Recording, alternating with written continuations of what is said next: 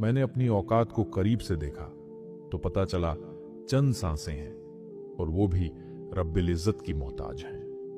रात की चादर को कफन समझकर सोया करो, न जाने सुबह का आगाज किस दुनिया में हो जाए। वो आदमी जो अपने मौजूदा हालात पर राजी नहीं, वो गरीब है। जिसकी ख्वाहिश उसके हासिल से ज्यादा है, वो गरीब है। जिसे मजीद की जरूरत है, वो भी गरीब है। जब इंसान अपना दिल अल्लाह के हवाले कर देता है, फिर तकदीर में लिखी हुई हर ताखीर भी नेमत लगने लगती है।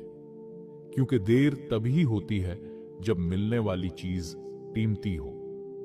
जिस तरह नसीबों में रोजी लिखी होती है, खुशी लिखी होती है, इसी तरह गम भी लिखे होते हैं।